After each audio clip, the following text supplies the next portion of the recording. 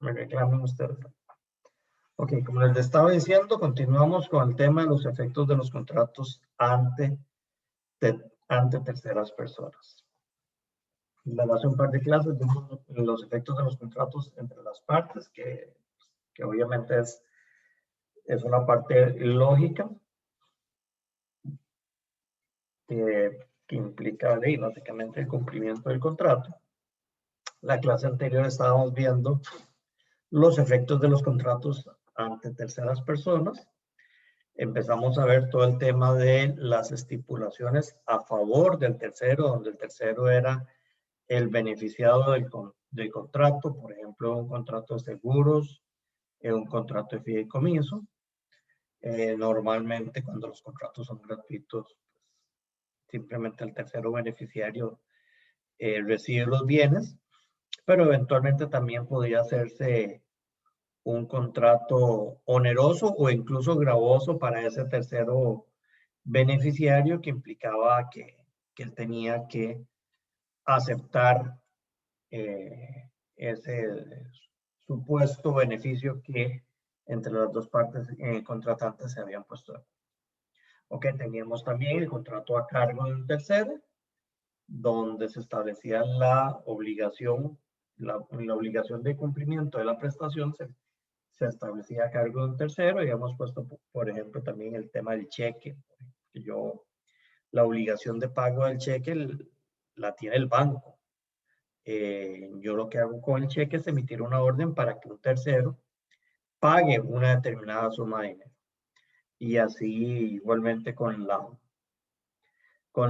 letra de cambio. Ok. Estábamos viendo los temas causavientes singulares. Por ejemplo, si yo compro un bien que está alquilado, yo como propietario estoy en la obligación de respetar el contrato que celebraron dos partes que son ajenas a mí, pero como yo estoy comprando ese bien que está alquilado por disposición de la Ley de Arrendamientos Urbanos y Suburbanos, pues estoy en la obligación de cargar o de aceptar los efectos de ese contrato que no fue originalmente pactado por mí. Temas de cesiones de créditos, factoring y todo lo demás. Y finalmente teníamos los causavientes universales, que era básicamente donde existía una liquidación del patrimonio, ya fuera por un tema de quiebra, ya sea fuera por un tema de sucesión, de muerte de una de las partes, sobre todo de la parte deudora o acreedora, no importa. ¿Por qué? Porque si tenemos la sucesión del acreedor, si quien fallece fue el acreedor, pues el sucesorio acepta los términos que el causante en su momento pactó, y por lo tanto únicamente tendrá el derecho de cobrar lo que el causante pactó. Y de igual forma, si el causante era el deudor, la persona fallecida era el deudor, pues de esa misma forma la sucesión, que se convierte en una especie de persona jurídica para representar a la persona fallecida,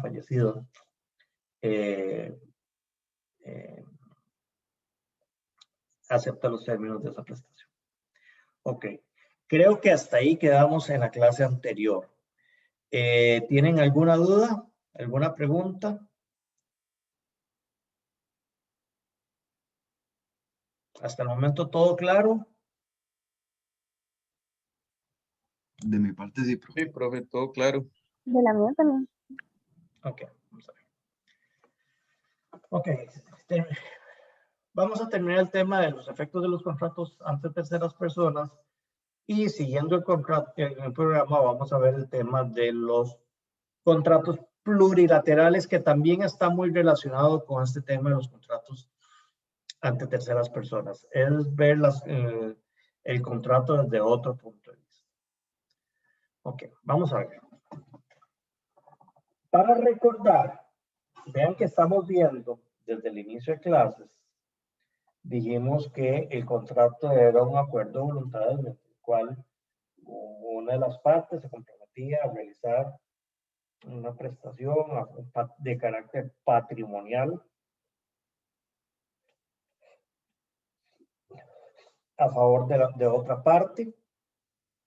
Y entonces básicamente hemos venido todo ese tema de la relatividad jurídica, la relatividad contractual, que ya ahora conocemos esa relación entre partes como la relatividad, donde ese contrato pues tiene efectos entre las partes contratantes. Sin embargo, además de los contratos que ya acabamos de mencionar, de manera de repaso, los contratos por lo general siguen teniendo efectos ante terceras personas. Los típicos contratos son los contratos reales. Ya cuando habíamos visto el tema de la clasificación de contratos, pues vimos que era un contrato real y los habíamos definido en su momento como aquellos contratos en los que se establecen derechos reales que gravan los bienes sin importar quién llegue a ser su propietario. ¿Ok? O eventualmente es un contrato que afecta un bien mueble o inmueble. Estamos en un contrato que tiene que ver con la res, con la cosa.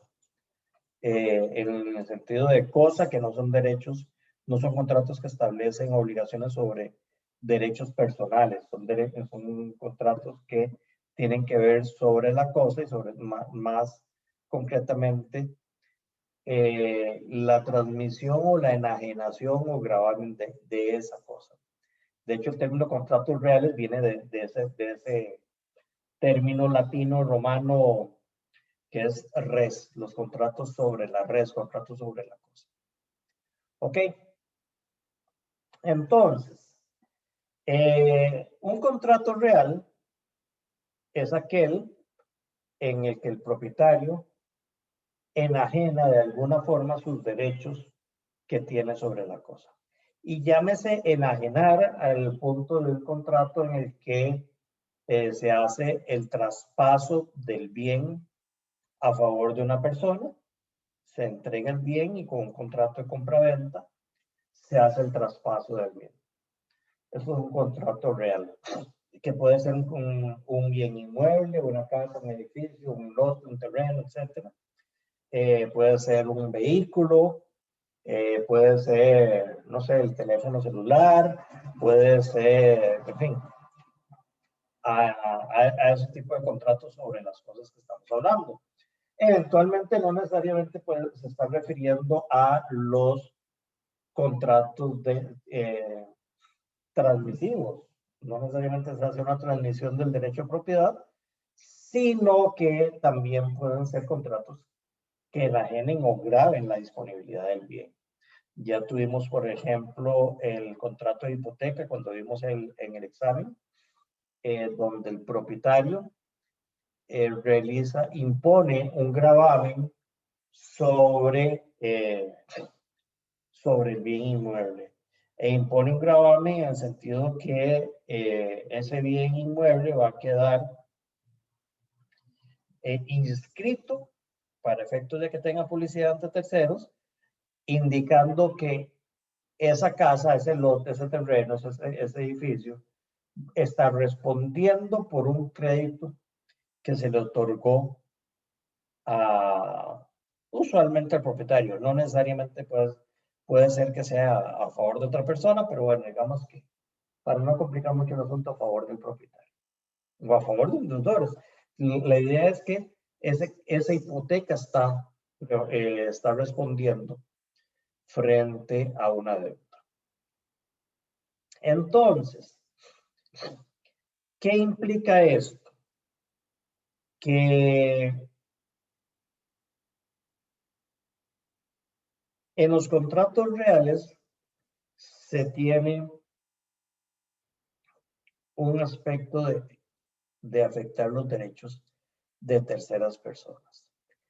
Por un asunto de primacía del derecho de prioridad registral, se tiene el principio de que primero en tiempo, primero en derecho. Es decir, creo que ya lo hemos venido aquí explicando en este curso. Para efectos de que el contrato real sea oponible, recuerda cuando habíamos visto la oponibilidad de los contratos, los efectos de oponibilidad, habíamos dicho que los contratos reales tenían que estar inscritos en el registro para que pudieran ser oponibles. Bueno, sin tratar de adelantarme su curso de Derecho Registral,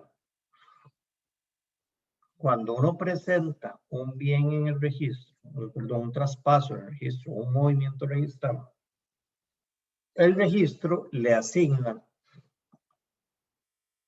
un tomo y un asiento. Un tomo y un asiento, el asiento es consecutivo y se van asignando de una forma cronológica. Entonces, cuando ustedes presentan un traspaso de un bien, el traspaso en el registro, la boleta de recepción, perdón, la boleta de recepción que el registro les entrega a ustedes cuando presentan ese traspaso, indica un tomo y un asiento, y además de eso, indica una hora, perdón, una fecha, una hora con minutos y hasta segundos. ¿Por qué? Porque es una carrera contra el tiempo.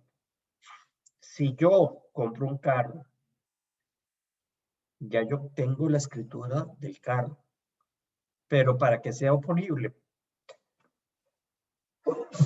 disculpen, para que sea oponible a terceros, esa escritura yo tengo que inscribirla en registro.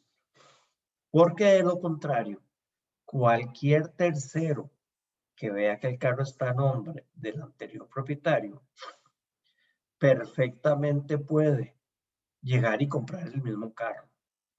O eventualmente puede llegar a embargar el carro que ya no le pertenece al anterior propietario, pero por un asunto de oponibilidad de los derechos, esa inscripción, ese traspaso tiene que estar inscrito. Hay ciertas reglas del artículo 455 del Código Civil que no nos corresponde a nosotros decirlo, que ponen ciertas excepciones, pero voy a hablar el ejemplo sin excepciones de los 3 meses del 452. Fundamentalmente, y vean lo peligroso que es el asunto, o lo importante que es el asunto. Si yo compro un vehículo, lo primero que tengo que hacer, o si ustedes como notarios, sus clientes compran un vehículo, es su responsabilidad profesional presentarlo inmediatamente al registro. ¿Por qué?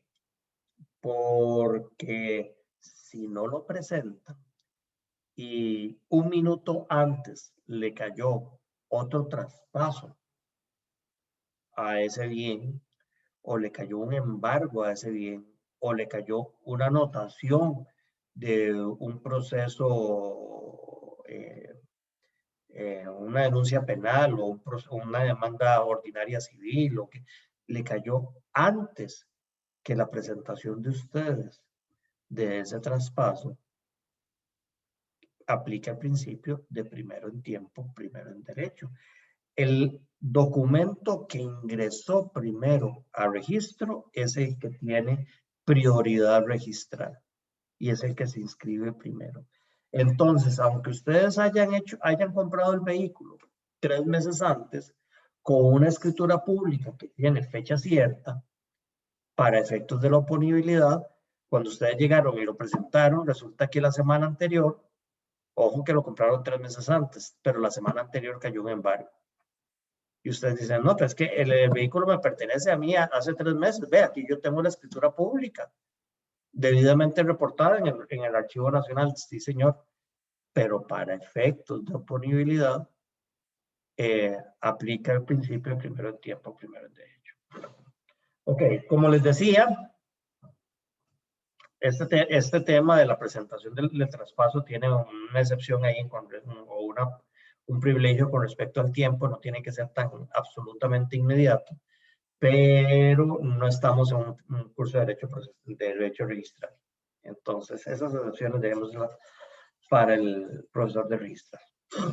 Pero lo que sí quiero es que vean el tema de la oponibilidad de terceros con respecto a los contratos reales. Entonces, el contrato real, para que sea oponible, tiene que estar inscrito en terceros cuando se trata de bienes inscribibles. Ahora bien, estamos viendo el gran título que se conoce como efectos de los contratos ante terceras personas.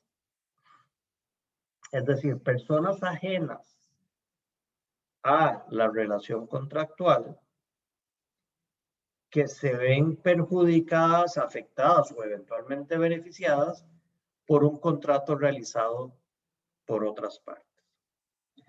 Ven qué interesante. Resulta que viene un banco, le presta X suma de dinero al propietario de un bien inmueble para que haga, no sé, las reparaciones en la casa, además, o que construya la casa, o como ustedes digan.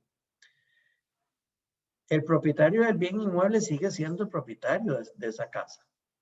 El derecho dominical, el derecho de dueño, el dominio, nadie se lo ha quitado. Lo único que dice el registro es que en caso de que el deudor no pague, el inmueble estará respondiendo con una hipoteca frente al acreedor. Eso es lo único que dice el contrato de hipoteca. Ese contrato de hipoteca no afecta los derechos dominicales, los derechos de dominio. ¿Ok? Entonces, significa que el acreedor, perdón, el propietario, ¿puede vender o no puede vender el bien? Claro que lo puede vender, como se les acabo de decir. No se afectan los derechos del dominio. El derecho, la propiedad y la inviolabilidad que establece el artículo 45 de la Constitución de que la propiedad privada es inviolable, el Código Civil que establece que a la propiedad no se le pueden establecer, al dominio no se le pueden establecer limitaciones, sigue vigente. ¿Ok? Es decir, yo sigo siendo propietario. Entonces, yo estoy perfectamente facultado para poder vender el bien. O el deudor está perfectamente facultado para poder vender el bien. Veamos el caso. Vea, sí, yo hipotequé el bien, tengo una deuda con el banco, la casa vale, no sé, $300,000, ya después de construido. En este momento la deuda con el banco son $200,000, pero por efectos de la pandemia me quedé sin trabajo y ya no puedo seguir manteniendo la hipoteca, entonces el banco me va a rematar. Entonces prefiero vender esa casa en $300,000 a una persona y pagarle al banco $200,000 y por lo menos dejarme yo $100,000, que es un contrato totalmente válido. ¿Ok? Pero bueno, ese no es el caso. Resulta que el que compra la casa dice, bueno, yo no tengo los $300,000. Hagamos una cosa, yo le pago a usted los $100,000 a usted como propietario, usted me traspasa la casa a mí y yo sigo pagando la hipoteca al banco. Porque al final entonces yo voy a ser el propietario. Yo estoy aceptando, por un tema de oponibilidad, la hipoteca que consta inscrita en el registro, donde yo estoy como tercero adquirente aceptando ese contrato de hipoteca que usted realizó con el banco.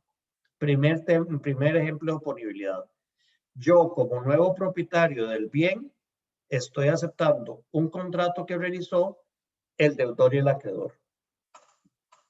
Primer ejemplo de oponibilidad. ¿Ok? Pero entonces vamos a ver. Maravilloso. Con el contrato de compraventa a este segundo propietario, este nuevo propietario se vuelve dueño del bien. Viene el banco, pero resulta que este nuevo propietario dejó de pagarle al banco. No era tan responsable como el primero, dejó de pagarle al banco y la verdad es que tampoco le interesaba mucho. Él estaba perdiendo básicamente $100,000. Tampoco era demasiado. Entonces, bueno, si es que $100,000 no son demasiados, pero bueno, digamos, hay personas que dicen, bueno, no, la verdad es que no puedo seguir pagando y de lo que voy a perder son $100,000, un poquito más, un poquito menos. Vean ustedes que en el contrato de compraventa, quien vendió fue el propietario original, se lo vendió a un nuevo adquirente. Este nuevo adquirente aceptó la hipoteca, pero dejó pagar la hipoteca. ¿El banco con quién hizo el contrato de hipoteca original? Con el propietario original, con el primer propietario. Ok. ¿A quién demanda el banco para que le pague? Demanda al primer propietario, que es con el que firmó la hipoteca. Pero vean que el banco está rematando un bien que pertenece a un tercero. Entonces, el banco no fue parte del contrato de compraventa. Pero por haber sido traspasado el bien inmueble a nombre de una tercera persona ajena al contrato de hipoteca, entonces el banco está en la obligación no solo de demandar al deudor, sino además tiene la obligación de notificar al nuevo propietario de que el bien que acaba de comprar se lo voy a rematar. Y el banco dice, ¿pero por qué? Si yo no hice contrato con él. Bueno, pues es que por un tema de que los contratos surten efectos para terceras personas, usted está en la obligación de notificarle a ese nuevo propietario que usted no fue parte de la compraventa, ¿no? Pero el contrato real tiene efectos ante terceros. ¿Me explico? Ese juego de palabras entre el nuevo propietario y el anterior propietario quedó más o menos claro. Bueno, si nadie me tira una bomba, significa que sí. Ok, el mismo efecto surten las servidumbres. Ok, yo soy el propietario, ya van a ver servidumbres cuando vean derechos reales más a profundidad, pero creo que ven servidumbres también cuando vieron derecho romano. Entonces, bueno, la servidumbre, ¿qué es? La servidumbre es un gravamen que se le impone a un bien inmueble en virtud del cual un fondo dominante tiene derecho sobre un fondo sirviente, o más bien la servidumbre,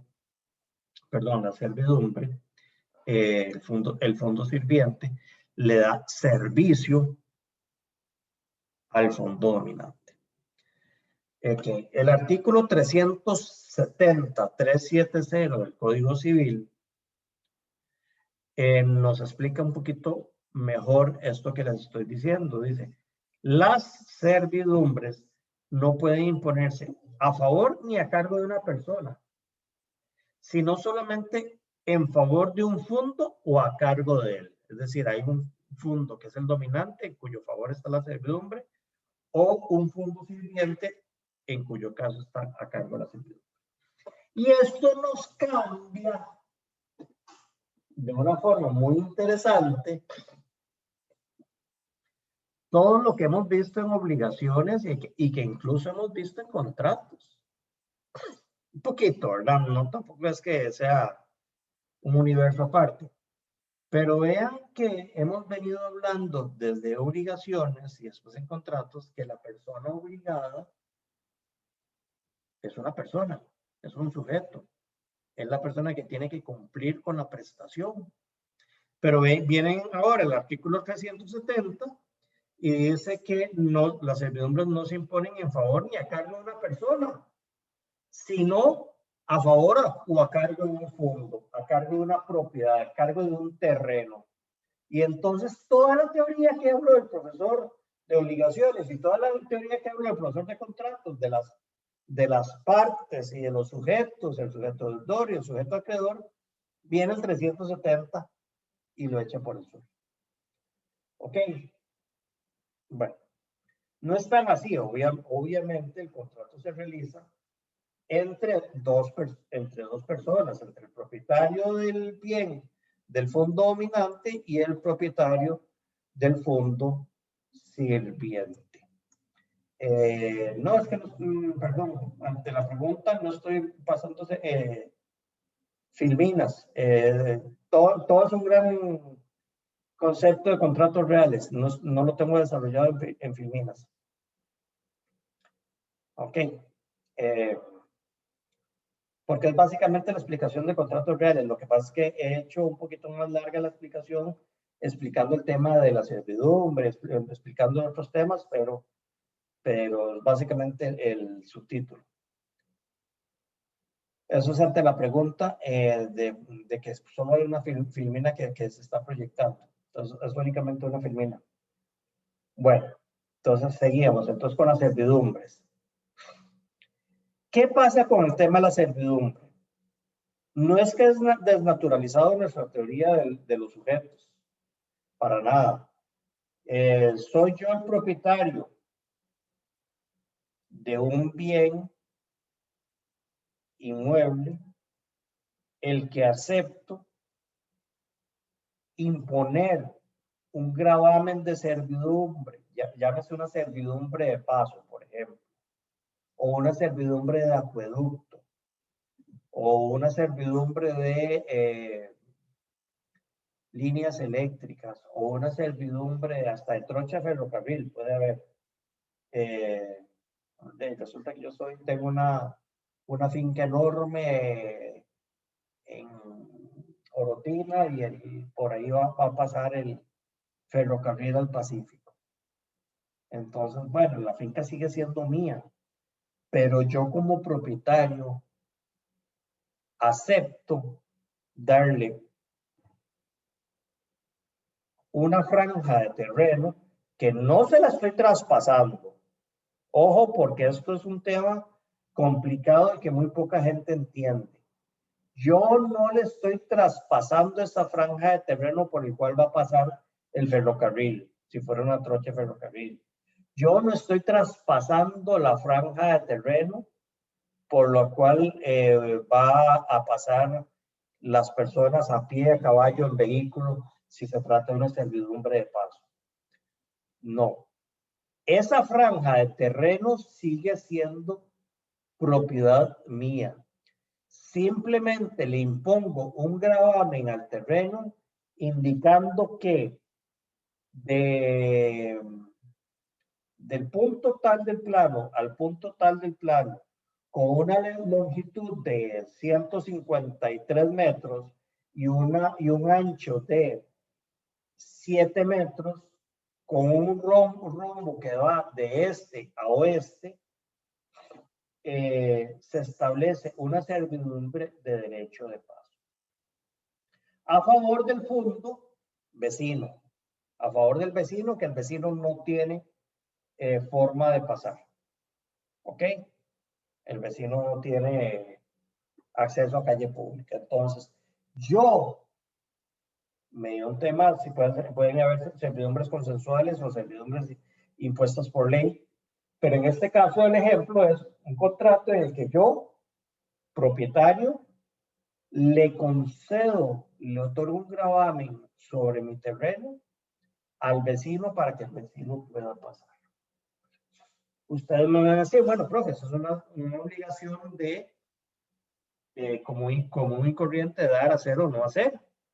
en este caso le estoy dando acceso o dando permiso para que atraviese mi inmueble, mi propiedad. Y yo les voy a decir no. ¿Por qué? Porque aquí hay una diferencia entre dos figuras jurídicas. Si yo le doy derecho de paso a mi vecino, es mi vecino el que tiene el derecho de paso sobre esa callecita, sobre esa trocha que pasa ahí por medio de mi finca. Yo le estoy dando un derecho de paso. Pero el día de mañana mi vecino vendió la propiedad y el nuevo propietario no tiene ese derecho de paso porque yo se lo estoy dando de una forma personal. Es un derecho personal que yo le doy a mi vecino. Mientras que la servidumbre es un gravamen. Como dice el 370, no está impuesto a favor de una persona, sino a favor de un fondo. Entonces, ¿qué es lo que hace la servidumbre? Mi propiedad le da derecho de paso al propietario de la propiedad vecina. ¿Ok? Entonces, no sé si estoy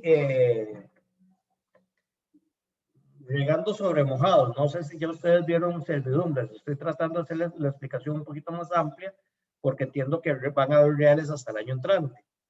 Pero bueno, si ya vieron reales y ya todo este tema lo vieron, pues ahí que sirva de profundizar o de refrescamiento.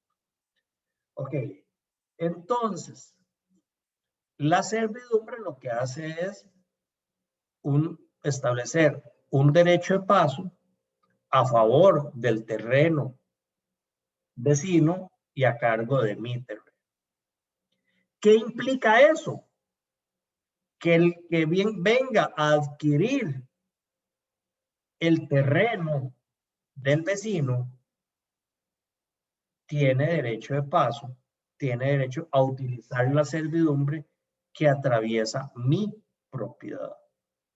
Y si este nuevo adquirente la vende, quien tiene derecho a utilizar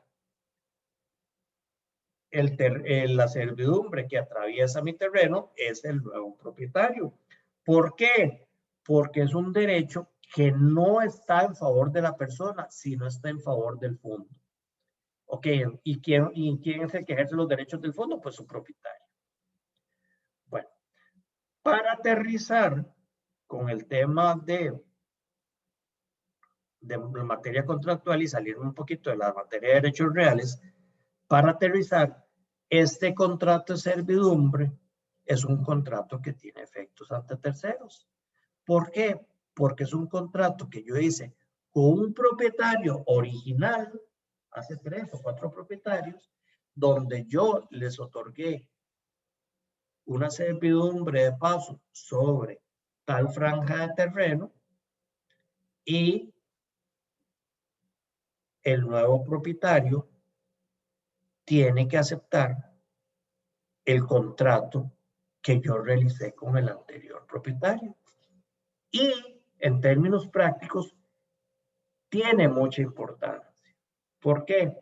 Porque hay un montón de servidumbres que se encuentran inscritas en el registro, donde originalmente se hizo una servidumbre de paso a pie o a caballo.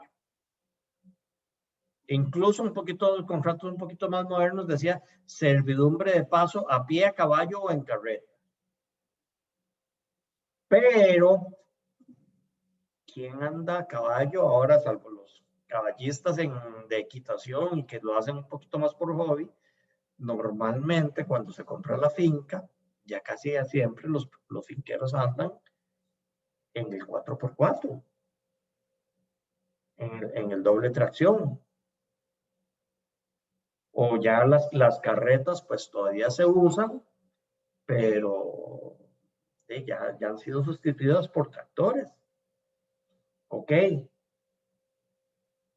Tiene derecho el nuevo propietario de la propiedad vecina pasar con su tractor por la servidumbre de paso mío. No, porque es muy claro, el gravamen que yo constituí era a favor del fondo vecino, del propietario del fondo vecino, no importa quién, pero con la estipulación modal que era servidumbre de paso a pie o a caballo.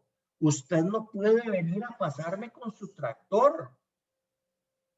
Primero, porque yo no quiero un vehículo que esté atravesando mi finca.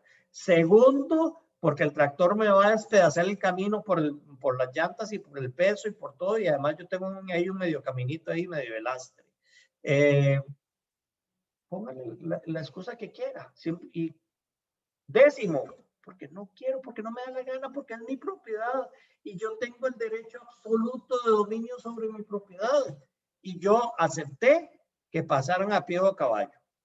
Entonces, usted como tercero, ajeno al contrato de servidumbre original, está en la obligación de respetar esos términos contractuales que originalmente se pactaron. ¿Ok? Entonces, sí, los derechos reales son muy importantes a nivel de efectos de hacia terceras personas. Ok. Oponibilidad de los contratos. Ok, vamos relacionados con esto y aquí voy a tratar de ir un poquito más rápido porque ya lo hemos visto. La oponibilidad de los contratos es otra forma de los efectos hacia terceros. Volvemos a lo mismo, la voluntad de dos partes afecta la situación jurídica de terceros, sobre todo en contratos de transmisión de bienes, como ya lo hemos visto. Ya vimos el tema de los contratos reales, cómo se afecta con el tema de la inscripción, con el tema del primero en tiempo, primero en derecho. En el contrato de bienes muebles, afecta la tradición, el traspaso del bien, la titularidad del bien, perdón, la posesión del bien. Por ejemplo, resulta que yo compro una lavadora. La compro ahí, pónganle ustedes el nombre del gallo que quieran. Ok. Compro una lavadora y el almacén, la tienda, el comerciante, me otorga una garantía. Me otorga la garantía. Es un contrato de garantía donde el comerciante viene y me dice, vea, por el plazo de, bueno, los 30 días naturales que establece la Ley de Protección al Consumidor, digamos que eso es más, pero digamos, por el plazo de 3 meses, 6 meses, 1 año, si la lavadora le falla, yo se la reemplazo, se la reparo, lo que sea. ¿Ok? Es un contrato.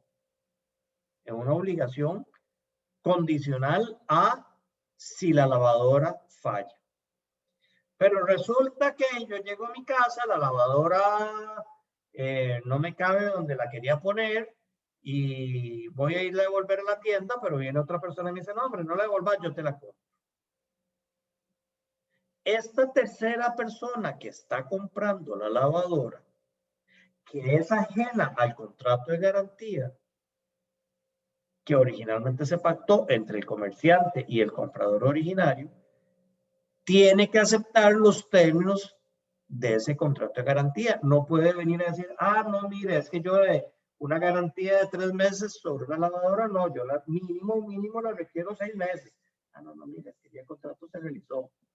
Usted está adquiriendo el bien y acepta los términos contractuales que establecieron dos partes originarias. Ok. Vean qué interesante cómo se regulan los efectos de un contrato hacia terceras personas. Ya ustedes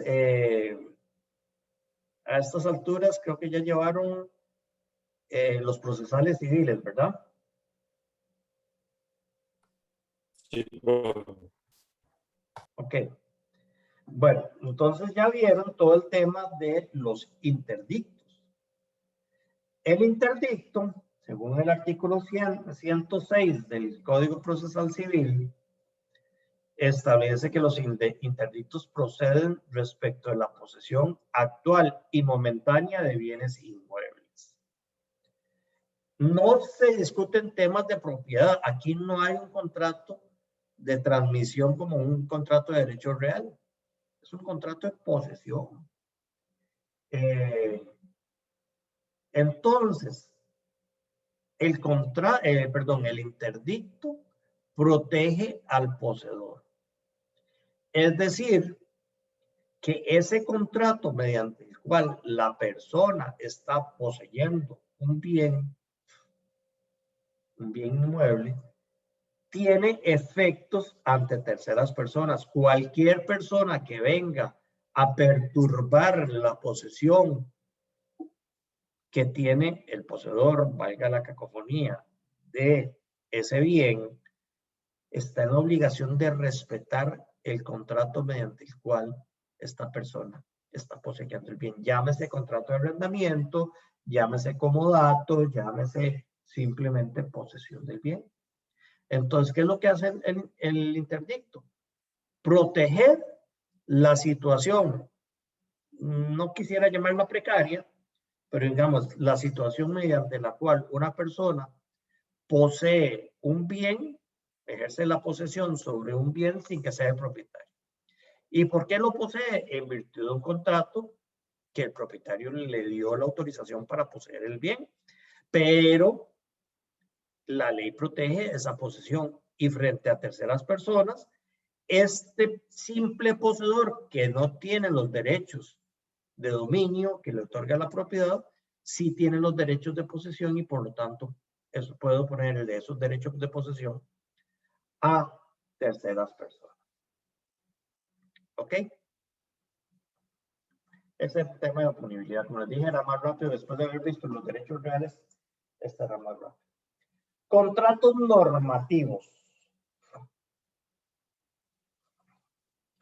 Los contratos normativos son aquellos que son impuestos a terceras personas que no formaron parte del contrato original, que no fueron parte en la formación del contrato, pero posteriormente se vinculan al negocio.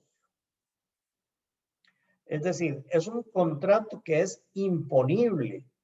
Se le impone a este nuevo tercero que por su propia voluntad se adhiere al contrato normativo. Ok, aquí no estamos desnaturalizando los principios contractuales. Aquí sigue existiendo el acuerdo de voluntades. Ok, es el tercero donde por su propia voluntad dice, me someto a este contrato normativo. Ejemplo, los estatutos de una sociedad. Los miembros fundadores de la sociedad vienen y realizan unos estatutos sociales, un pacto social. El contrato de la sociedad viene y crea una sociedad. Pero después viene un socio adicional. Cuando el socio viene, esta nueva persona viene, compra la acción, se está adhiriendo al contrato normativo, se está adhiriendo a los términos y condiciones pactados originalmente por los socios originales. De una u otra forma, también aplica para los condominios. Este montón de condominios que están construyendo por todo lado. Cuando se constituye el condominio, se inscribe también, es un requisito sine qua non, el reglamento de condominio. Es decir, en la inscripción, en la afectación de la finca a la propiedad horizontal, se tiene que indicar cuáles son las reglas mediante las cuales los condóminos se van a regir. Por ejemplo, los que viven en condominio pues, pueden estar muy familiarizados con estas reglas. Pero, por ejemplo, no se puede hacer bulla después de las 10 de la noche de lunes a jueves. Los viernes y los sábados Se permite las actividades sociales a ruido moderado hasta las 12 de la noche. No se permiten mascotas. O si se permiten mascotas, solamente perros de 1 metro o menos. ¿Ok?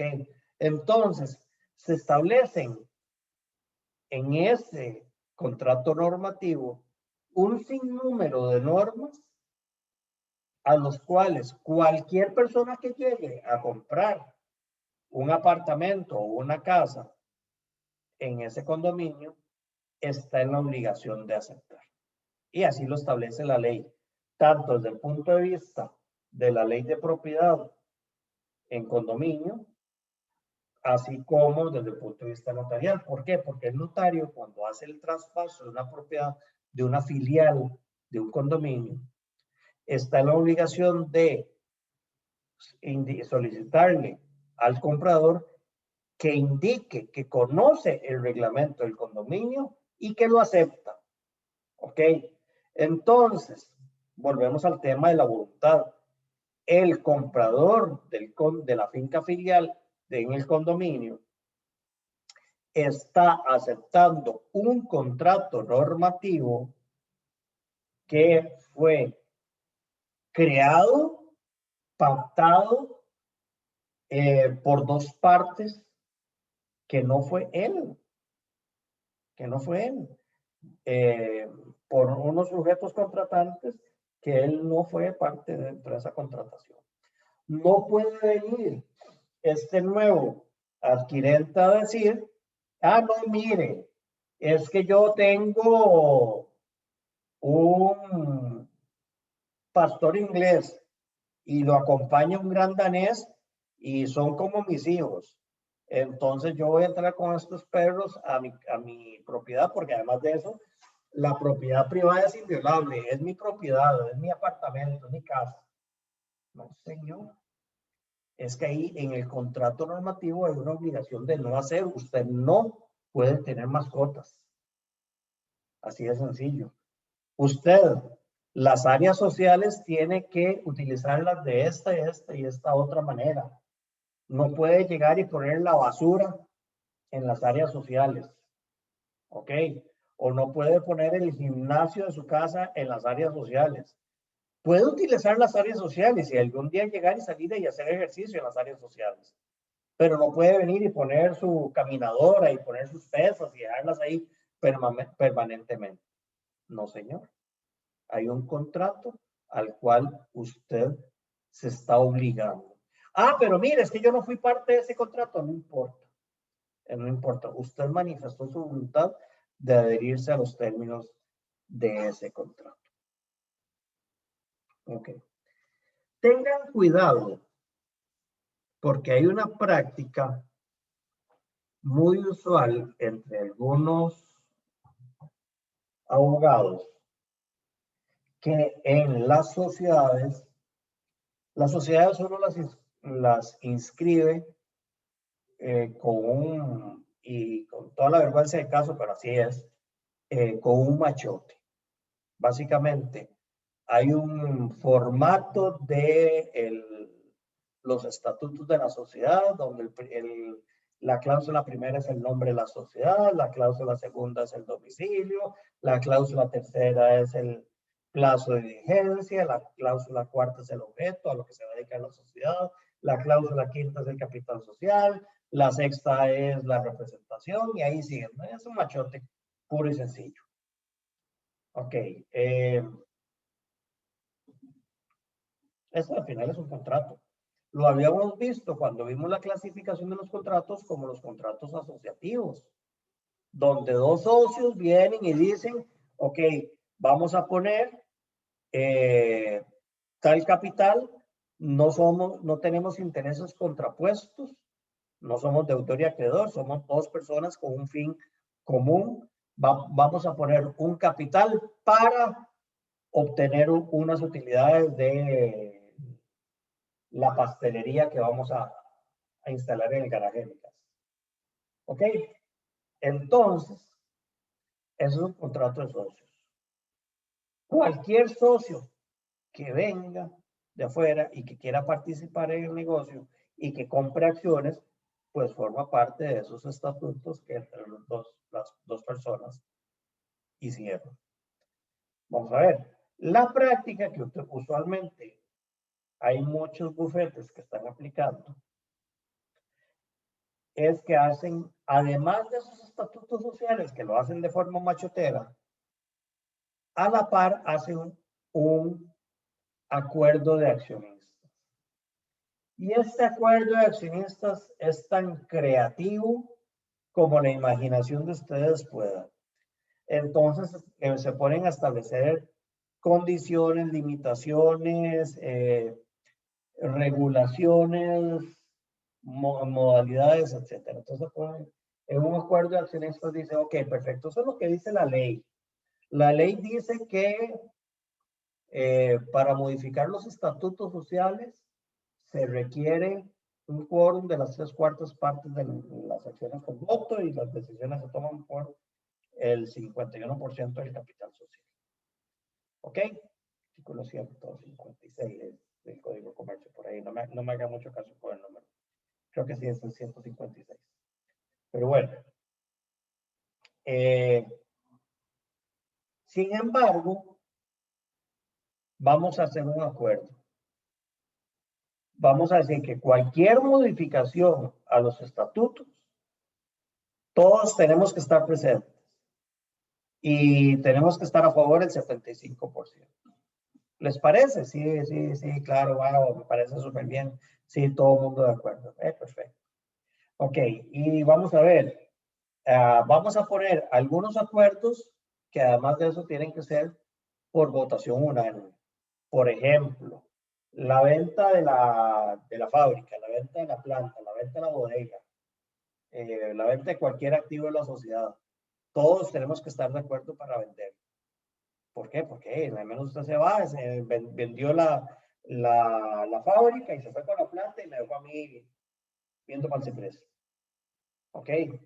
Entonces, no, la venta tiene que estar acordada por todo el mundo. Segundo, cualquier cambio o más bien la distribución de utilidades tiene que ser acordada unánimemente.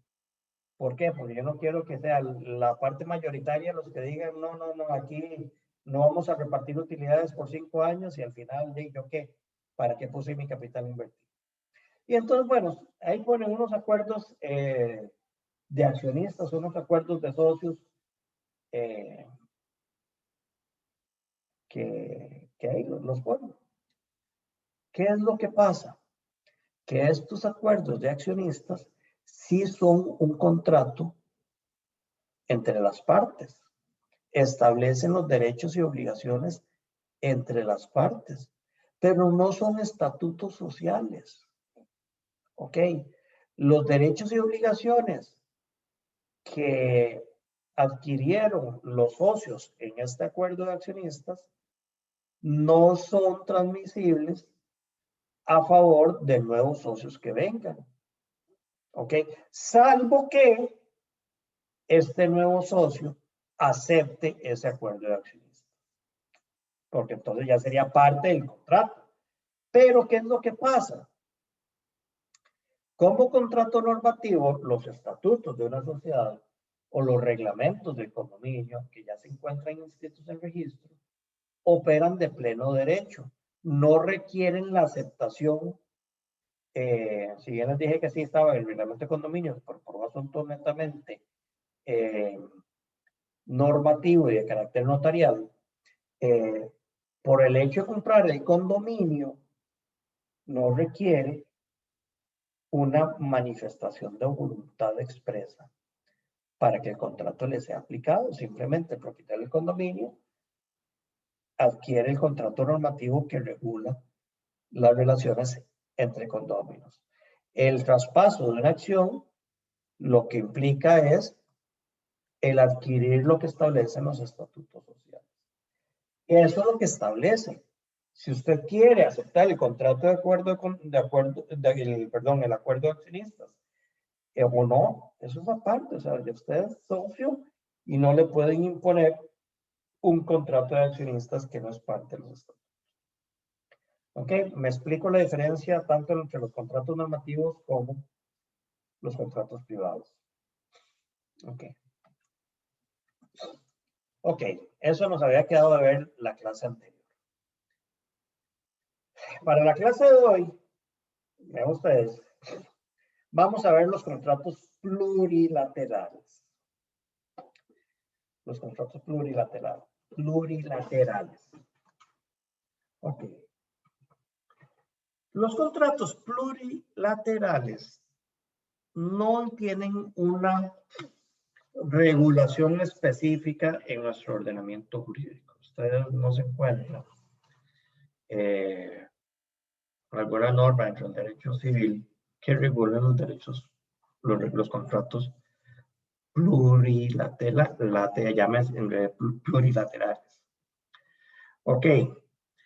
En Costa Rica, lo que se hace es que estos contratos se regulan bajo una generalización de los contratos bilaterales, de los principios y de las reglas normativas de los contratos bilaterales. Pero no son así. Vamos a ver. Por ejemplo, si un banco le concede un préstamo a un deudor y a un codeudor, ustedes me pueden decir, profe, ¿eso es un contrato plurilateral? No, señor, no, señorita.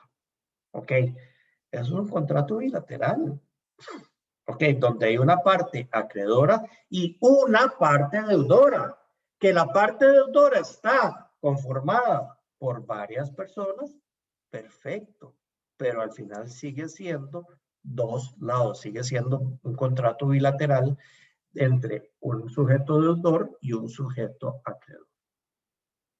Ok, lo mismo, una propiedad está en copropiedad con 3 copropietarios y estos 3 copropietarios le venden la finca a un comprador o a varios compradores, pero no lo compliquemos, a un comprador. ¿Es un contrato plurilateral? No, no es un contrato plurilateral, lateral. ¿Ok? Es un contrato bilateral. Es un contrato en el que una parte de vendedora, que está conformada por 3 copropietarios, sí, pero es una parte, la parte vendedora, le vende la propiedad a un comprador. ¿Ok? ¿Y por qué son bilaterales? Porque el incumplimiento de una de las partes implica el incumplimiento del todo. ¿Ok? Si el deudor no paga, el codeudor no va a decir, ah, no, mira, es que fue el deudor que no pagó, pues yo tengo mi obligación al día. No, señores, que ustedes dos son la parte deudora y fue la parte deudora la que incumplió. Ok.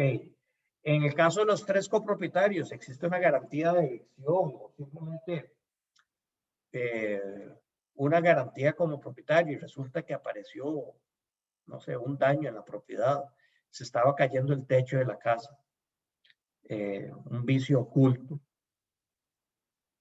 Son los 3 copropietarios los responsables de garantizar ese vicio oculto. ¿Por qué? Porque es la parte vendedora. Entonces ahí nos mantenemos bajo la figura bilateral que hemos venido hablando. Ok. Los contratos plurilaterales son aquellos en los que existe presencia de obligaciones y derechos, deudas y créditos recíprocos entre todos los miembros del contrato. ¿Ok? Es decir, cada una de las personas miembros del contrato tienen derechos y obligaciones recíprocas e independientes. ¿Ok? Por ejemplo, en los contratos de una asociación o en los contratos, los miembros de una cooperativa o sigamos con el tema de los condominios o de las sociedades anónimas, exactamente igual. Vamos a ver, para no cansarlos mucho con condominios y sociedades anónimas. Por ejemplo, un contrato de la cooperativa. ¿Para qué existe una cooperativa? Bueno, la cooperativa es una reunión de productores que deciden aunar esfuerzos para obtener un bien común. Ok, entonces vamos a la cooperativa de productores de leche, Dos Pinos. ¿Qué es la Dos Pinos? Dos Pinos es una empresita que le pertenece a un montón de productores de leche. Los Pinos no es una sociedad anónima, la Dos Pinos no es una empresa en la que le pertenece a una persona y es la que está llevando las utilidades, no. La Dos Pinos fue un montón de productores de leche que dijeron, vean, ¿qué hacemos? O sea, usted produce leche, yo produzco leche, yo produzco leche. ¿Cuánto cuesta transportar esa leche? ¿Y cuánto cuesta llegarle a todas las personas del país que necesitan la leche?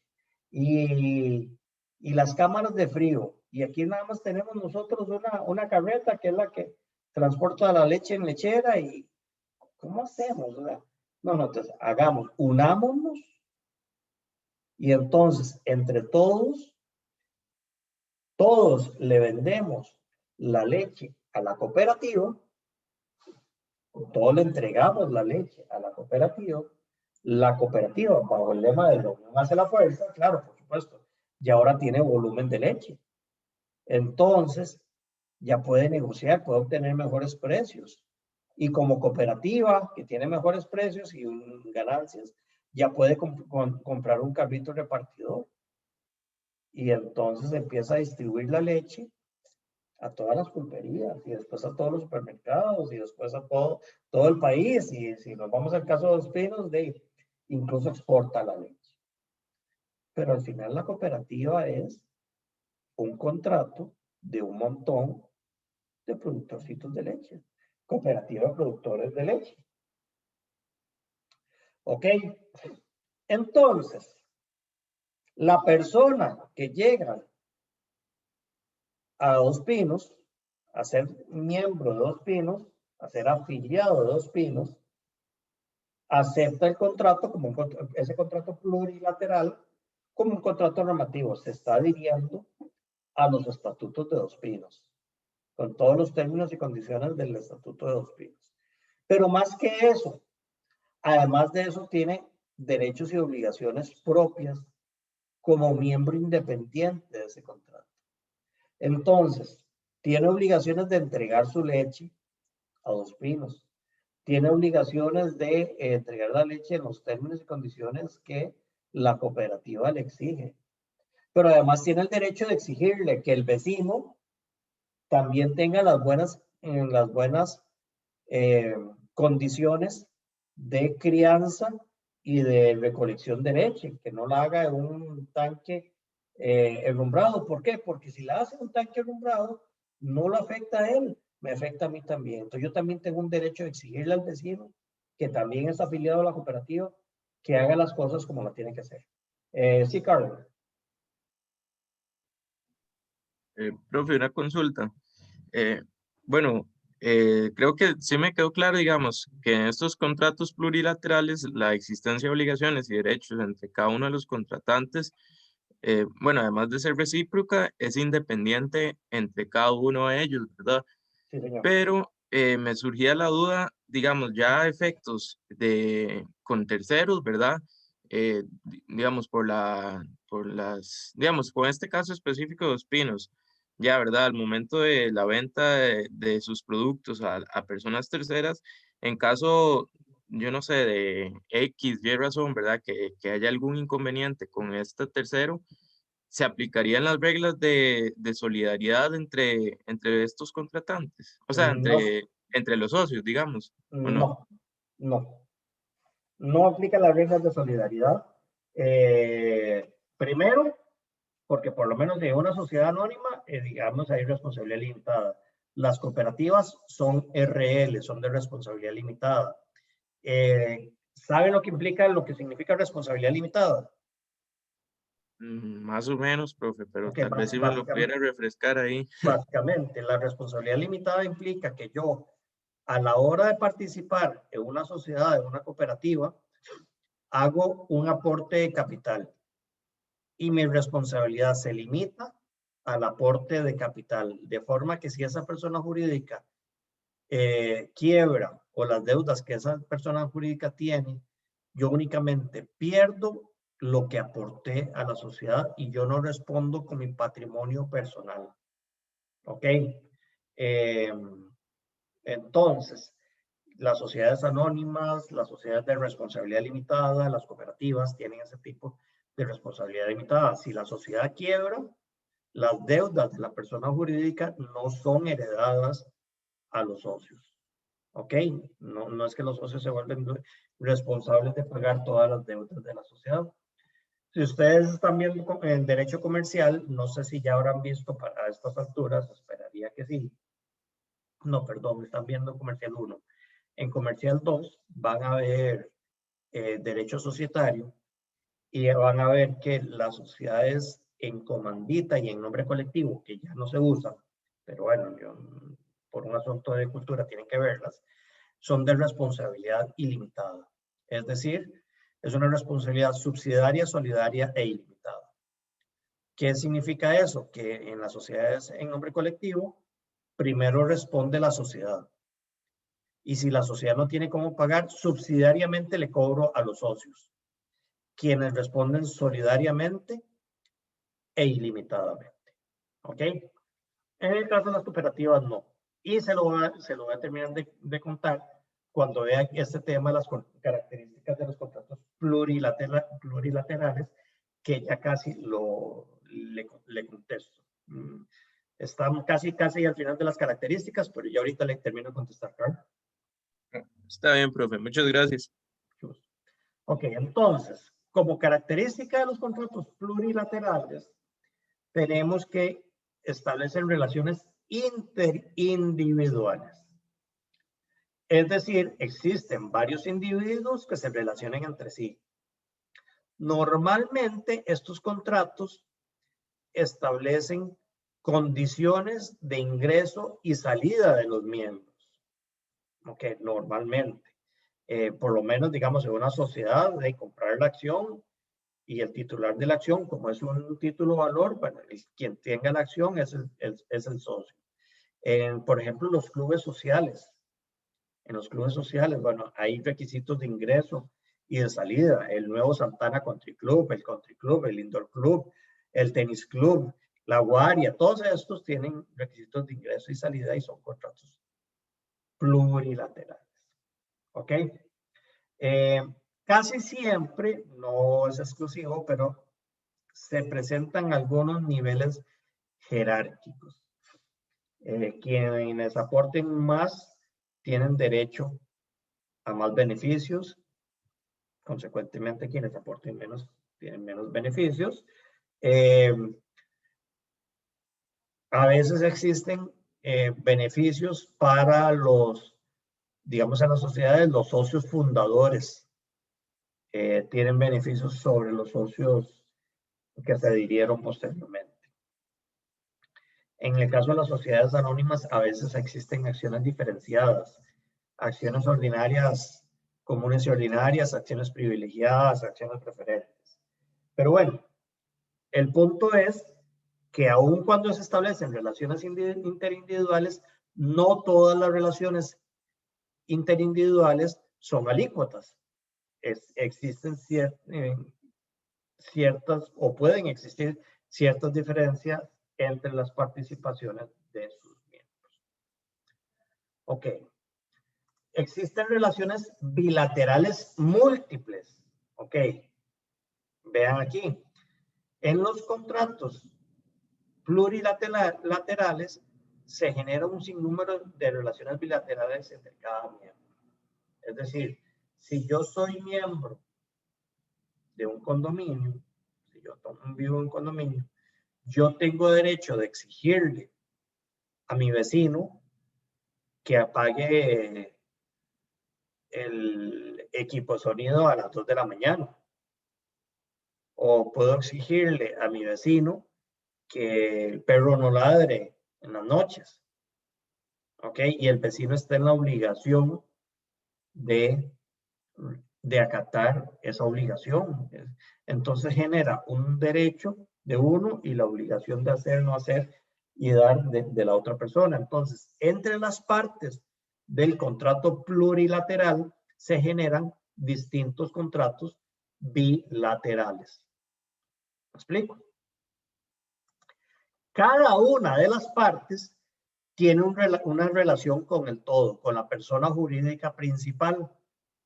Es decir, todos nosotros, los condóminos, estamos en la obligación de contribuir monetariamente al mantenimiento del condominio. Entonces tenemos que pagar una cuota de condominio. Ok, si hay un apartamento que no está pagando la cuota, no significa que todos estamos incumpliendo. No. Es esa persona de forma individual que está incumpliendo porque no es bilateral, como estábamos viendo hace un rato. Son de plurilaterales, de un montón de relaciones. Pero entonces cada uno de nosotros ya no solamente tenemos derechos y obligaciones con el que está a la par, con el socio, con el afiliado, con el vecino, con el nombre que ustedes quieran, sino que además de eso, cada uno de nosotros tenemos una relación con el todo. Y aquí le contesto la pregunta a Carl. Las relaciones externas se centralizan en una sola persona jurídica. Entonces, los condominios como tales son personas jurídicas. Entonces, cuando el condominio contrata a la empresa de seguridad, es el condominio, no son los distintos miembros del condominio. Quien está en la obligación de pagarle a la empresa de seguridad es el condominio, no son los distintos miembros o los distintos propietarios. Cuando una sociedad, o sigamos con el condominio, si el condominio contrata los servicios de limpieza o una sociedad anónima contrata un servicio de proveeduría, es la sociedad anónima, no son los socios. Ok, entonces todo lo que son las relaciones externas se centralizan en el todo, en la persona jurídica que viene a englobar el todo. Yo no quisiera, o si quieren me le ponen comillas a ese término de persona jurídica que les acabo de indicar, porque no solamente se establecen en personas jurídicas, hay distintos contratos plurilaterales que no generan una persona jurídica. Por ejemplo, las cuentas en partición, las sociedades de hecho, en fin, hay algunos otros contratos que no necesariamente establecen una persona jurídica, pero siempre se ven como un todo, como un todo. ¿Estamos claros? ¿Contestada la pregunta, Carlos? Sí, profe, ahora sí, mucho más claro. Gracias. Ok. Y finalmente, todos tienen un fin común. O sea, todas las partes tenemos un fin común por el cual formamos parte de ese contrato. Si es el contrato asociativo o una sociedad anónima, pues la idea es que la sociedad realice el objeto y que todos nos veamos beneficiados con las utilidades de esa actividad comercial. Ok, la cooperativa básicamente es, empecemos a vender leche. Y como ya estamos vendiendo un montón de personas leche, empecemos a ponerle el precio a la leche. Y entonces, como todos nosotros estamos vendiendo leche y somos de la zona de San Carlos, bueno, metamos a las zonas de Cartago. Entonces, que todos estos de Cartago también empiecen a aportar leche y entonces compremos camiones. Entonces ya tenemos que distribuir un montón de leche.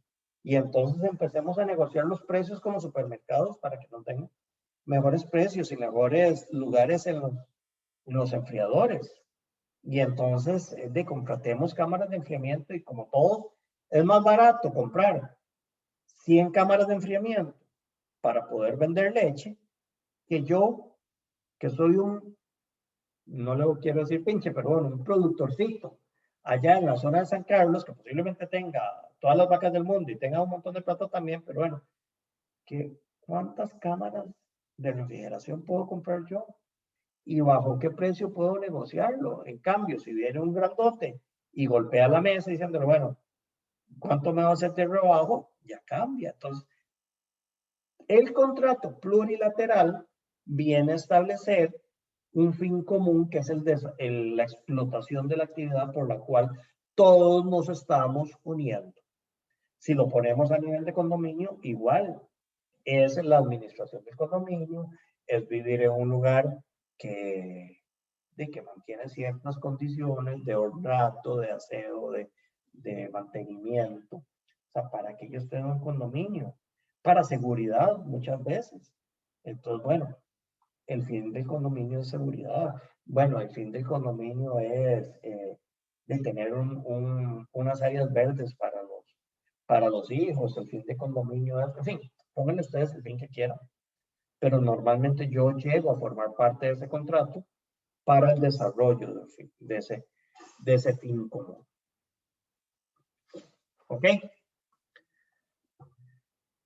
Y ya para terminar, la existencia del contrato plurilateral.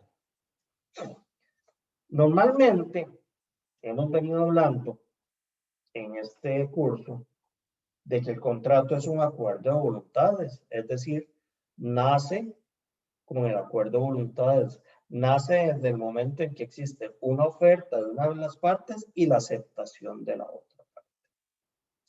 Ok. Pero aquí en estos contratos, al igual que en los normativos, el tema de la oferta y aceptación ya no aplica. No es determinante, no es un aspecto clave para el perfeccionamiento del contrato. Normalmente estos contratos son hechos como un contrato marco o como un documento marco, no le pondría la palabra contrato, como un documento marco en el cual las personas, los miembros, los socios, los afiliados, los condóminos se van adhiriendo posteriormente. Y entonces es la manifestación de voluntad de estos miembros adherentes posteriores los que van perfeccionando el contrato. Igualmente. Profe, Sí, señor. disculpe que lo interrumpa. Profe, ¿por qué a estos contratos no se les puede considerar como un contrato de adhesión? Son contratos de adhesión.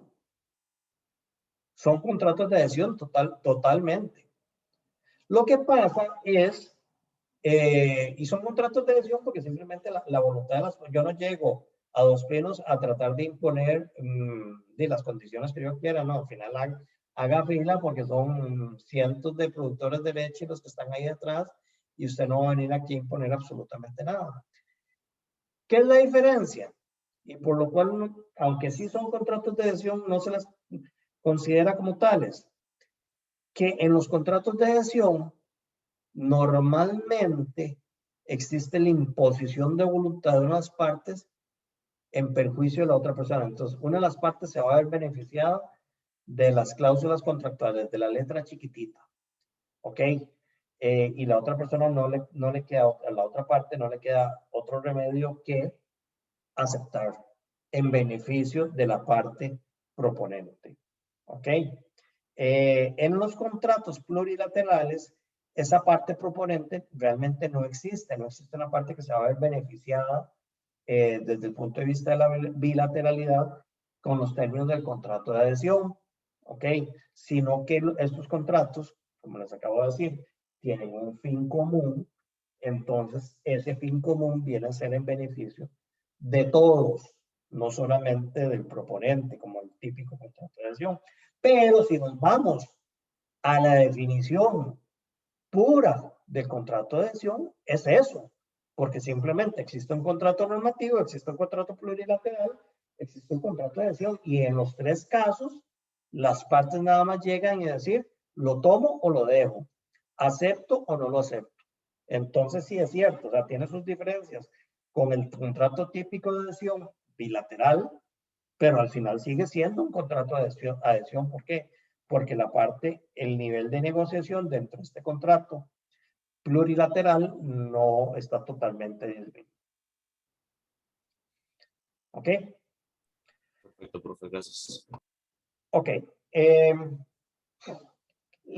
fin común del contrato plurilateral también determina que la salida de uno de los miembros no afecta la existencia del contrato, sino que el mismo continúa mientras continúe el fin común para el cual se generó. ¿Ok? Entonces, si las personas entran y salen del contrato, no importa.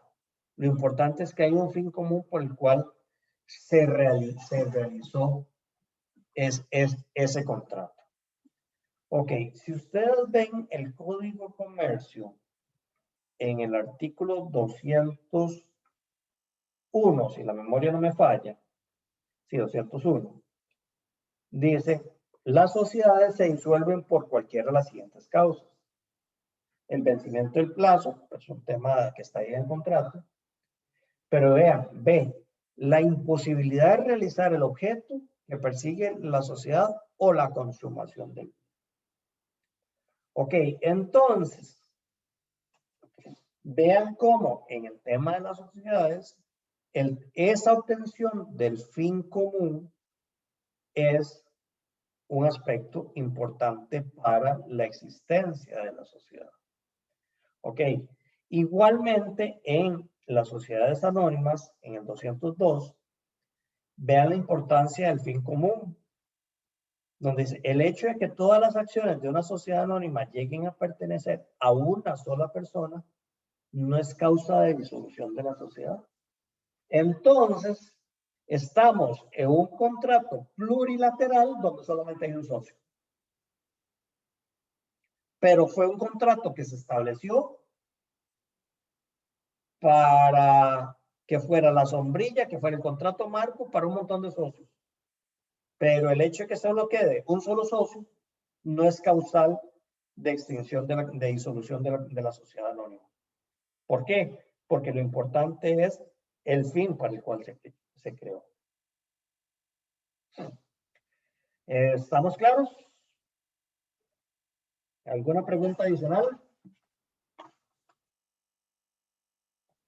Entonces, hasta hoy estaríamos con la materia de examen, perdón. Entonces, hasta hoy estaríamos con la materia de examen, exactamente, José. Hasta hoy. Entonces, el viernes, les repito, iniciamos a las 7. Ojalá que iniciamos con la clase de repaso, que no es un repaso, es básicamente de evacuar dudas.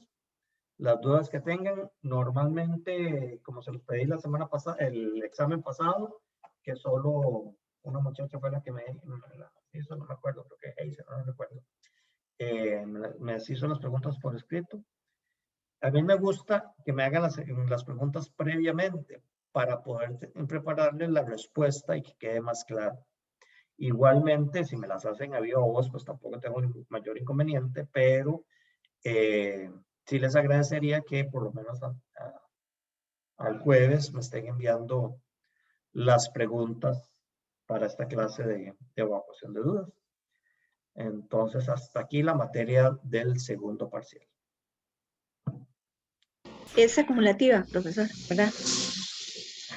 Vamos a ver. No es acumulativa. No es acumulativa en el sentido de que yo no le voy a venir a preguntar, explíqueme qué es un contrato de adhesión. Ok. En ese sentido, yo no le voy a preguntar lo de la materia del primer parcial. Sin embargo, para efectos de examen y también para efectos de calificación, yo parto de que usted ya sabe que es un contrato de adhesión. Ok. Entonces, ya es un término que ya yo sé que ustedes saben. Entonces, yo no le voy a preguntar qué es un contrato de adhesión, pero sí le podría preguntar, para seguir con la pregunta de Kevin, es, ¿usted considera que el contrato plurilateral es un contrato de adhesión? No le estoy preguntando el contrato de adhesión, ya yo presumo que usted lo sabe. Es un conocimiento que usted ya sabe. Yo le estoy preguntando el contrato plurilateral. Pero ya es materia que, o sea, vamos a ver, ya yo presumo que ustedes saben que es un contrato y que ya ustedes saben cuál es la voluntad y cuáles son los elementos del contrato y la capacidad de las partes y todo lo demás. En ese sentido, Yo les voy a preguntar la última pregunta que les hice en el examen pasado. ¿Qué es la capacidad legal? ¿No? Ustedes la saben. Pero yo presumo que cuando estemos viendo, igual en estos contratos plurilaterales, que todo se centraliza en el todo, que sepan que este todo es una persona jurídica y por lo tanto tiene capacidad legal. Ok, la fecha del examen, gracias Hazel, sí es el 22 de junio, es decir, el de hoy en 8. El viernes hacemos clase de evacuación de preguntas y el examen sería el próximo martes.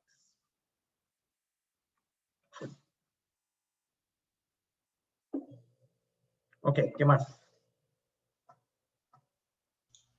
Profe, ¿usted nos puede subir esta clase para repasarla? Claro, por supuesto, ya la clase, ya estoy al día hasta la clase de la semana anterior. Sí, el del viernes pasado. Nada más me queda subir esta clase ahora que se termine de grabar y se la subo ahora en los siguientes minutos y ya la pueden repasar sin problema. Gracias. Ok, ¿algo más? ¿Alguna duda? Bueno, chicos, entonces nos vemos el viernes, si Dios quiere. ¿Vamos? Tengo buen día, profe. Muchas gracias, Hasta luego. profe. Que tenga un buen día. Igualmente ustedes. Hasta luego. Muchas gracias por clase. Gracias. No, profesor, muchas gracias. Buen día a todos.